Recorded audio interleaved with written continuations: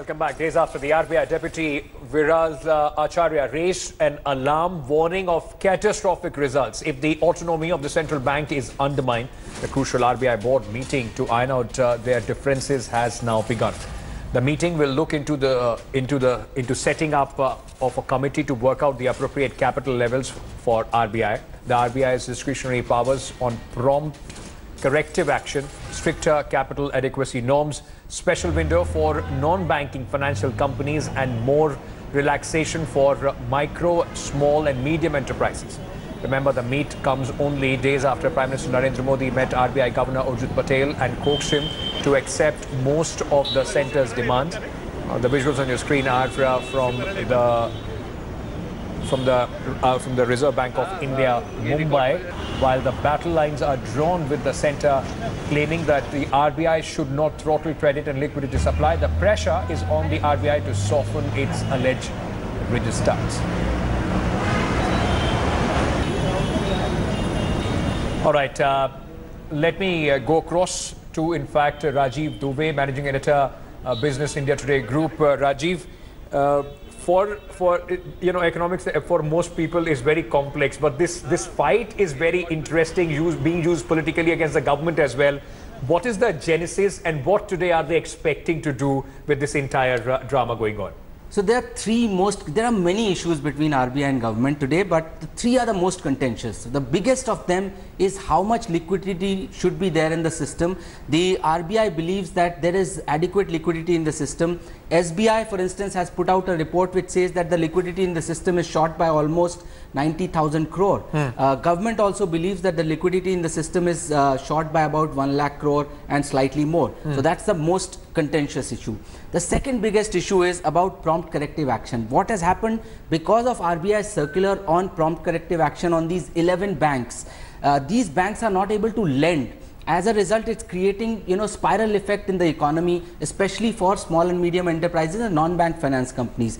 These banks account for almost 1/3 of the total, lending by the system. So it's a big impact as far as the lending is concerned. RBI thinks that this is a crisis of confidence as far as lending and taking loans is concerned. Yes. It doesn't believe it's happening because of prompt corrective action. So there is a disagreement there.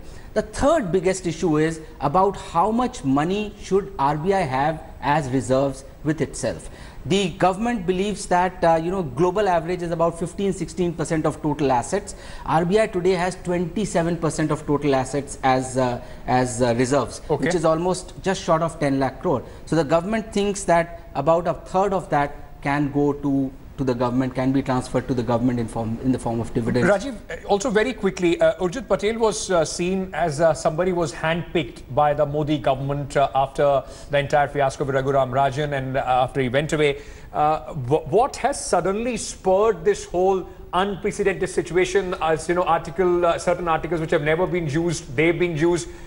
Very public spat of deputy director of RBI, deputy governors of the RBI, and certain secretaries in the government talking against each other. So it has been brewing ever since demo. Ever since Nirav Modi's escape was blamed entirely on RBI. Demo's failure to execute demo was blamed on RBI. But it has accelerated from the beginning of this year when RBI issued these circulars on the non-performing assets. Yes. It said that anything above 90th day, 91st day, you have to declare it non-performing asset as far as the banks are concerned, and they have to provision for it. Okay. That's almost 50% of the provision of the. So that the government believes that RBI acted unilaterally. Okay. And after that, there has been a series of initiatives, including the tightening of prompt corrective action around these 11 banks, which the government believes RBI has done unilaterally. Right. So these are the kind of things that have been building up. Okay, let me get in a very quick word from Mustafa Sheikh, my colleague, who is outside the RBI, office there in Mumbai.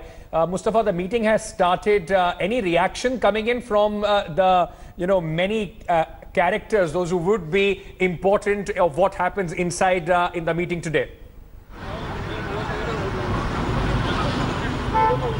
In fact, Ankit, all the board members are tight-lipped about the entire meeting, and also the Reserve Bank of India officials have not spoken as of now, but also the issues which have been discussed by Rajiv sir. What the more important thing would be, what approach is taken, whether both the parties take their individual stands and the meeting is turned indecisive the way it happened last time, or whether there is a consultative procedure which is seen coming out, and all these issues will be resolved by talking and by negotiation. So this would be also important, what approach is taken by the board meeting, by the board directors, and then only some decisions can be touched upon. The last meeting went on for around 8 hours. At this point of time, this meeting has started. We don't know for how long it will go on and what decisions are likely to come out of it. Back to you, Ankit. Thank you so much, Mustafa, for joining us with all those details. Also, thanks to Rajiv Dubey for joining us and giving us a quick course, a refresher on what in fact is brewing there in RBI. Thanks for watching the video.